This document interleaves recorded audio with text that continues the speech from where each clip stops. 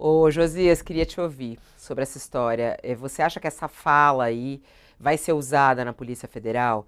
Essa fala reforça essa minuta do golpe? E quando o Bolsonaro diz, né, como uma tentativa de golpe usando a Constituição, ele recorre à Constituição para dizer que essa minuta não era de golpe, era de proteção do Brasil, de certa maneira, que ele quer dizer, né?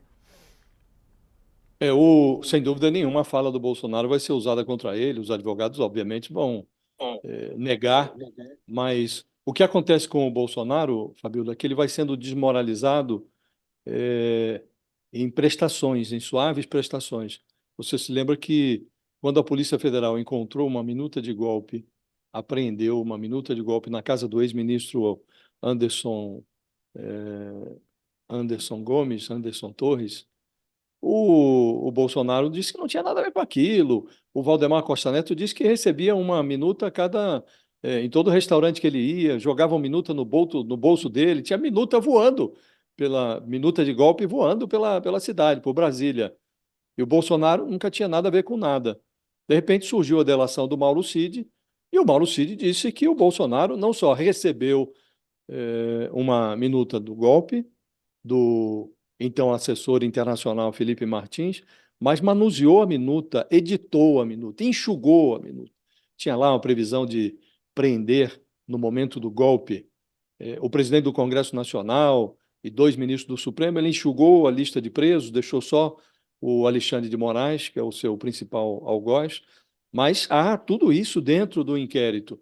E o Bolsonaro agora já não nega mais a existência de minutas, ou que não tenha visto as minutas, ele apenas diz que não faz nexo que o fato de ter tido contato com a minuta A ou B indicasse que ele pretendia dar o golpe, porque estava lá previsto um estado de sítio. O estado de sítio exige a convocação do Conselho da República, depois exige consulta ao Congresso. Como vamos dar um golpe dentro da Constituição, dentro das quatro linhas? Enfim, ele arruma as explicações que lhe pareçam mais adequadas, mas já não nega o que é inegável a essa altura.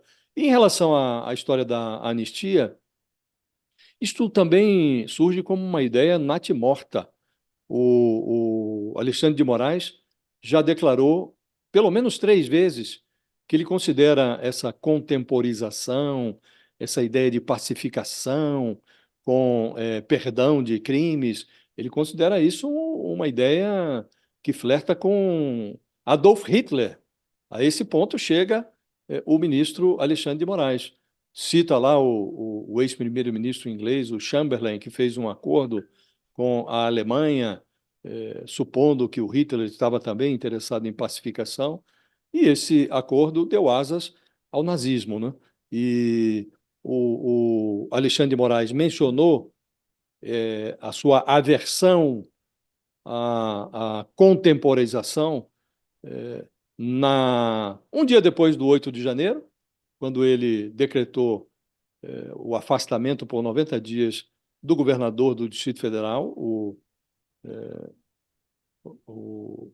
que era um aliado ferrenho do Bolsonaro, e voltou a repetir essa pregação contra o apaziguamento no aniversário de um ano do 8 de janeiro, uma solenidade no Congresso Nacional.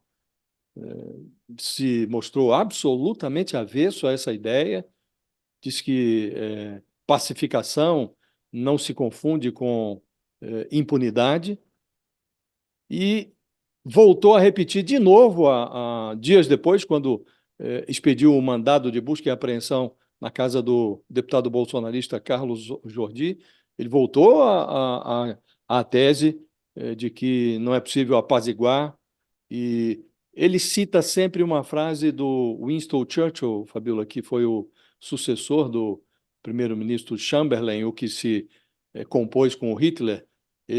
O Alexandre de Moraes diz, repetindo, ecoando o Churchill, ele diz que um apaziguador é alguém que alimenta um crocodilo esperando ser o último a ser devorado. Então, assim enxerga o Alexandre de Moraes essa tese do Bolsonaro. tese de pacificação, passar borracha no passado. Para o Alexandre de Moraes, isso é coisa de crocodilo e ele não está disposto a apaziguar para depois ser engolido pelo crocodilo. Então, é uma ideia natimorta. Não me parece haver também maioria no Congresso para aprovar hoje uma anistia. As conjunturas mudam, mas no caso do Bolsonaro, seria necessário que houvesse uma mudança de mais da metade dos ministros do Supremo e seria necessário uma nova eleição eh, para o Congresso em 2026 e que essa eleição trouxesse um Congresso ainda mais conservador do que temos hoje. Não creio que seja provável, sobretudo se o Lula fizer um governo decente. Bom, a É, gente até chamou aqui. mas, Vai, mas fala. o fato é o seguinte: o projeto vai ser apresentado e ele vai funcionar Já no foi, né, Congresso. Thales? Já É, tem um lá, já exato. tem um lá. Já tem um e está uma disputa lá. Quem vai ser o pai da proposta? Porque já tem um, vão ter outros a serem apresentados e vai ficar esse projeto lá circulando. Isso é inevitável.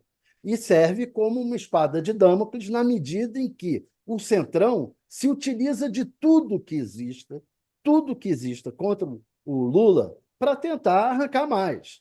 Então ele vai ficar lá, não será enterrado completamente, não há ideia de enterrá-lo, vai ficar esperando a conjuntura. Se a economia do país for muito bem, etc. e tal, é, cai no esquecimento. Mas se não for, se o Lula tiver mal, até o processo, propostas de impeachment vão ter lá. Então, com o Congresso que nós temos, tudo é possível. Tudo é possível. Nós temos um Congresso de maioria do Centrão e o Centrão pode ir para o lado que a conjuntura mais lhe aprouver. E, nesse caso, é mais uma estratégia dos bolsonaristas para tentar criar um fato. E o fato, de fato, existe. Vai existir e vai subsistir durante um tempo no Congresso.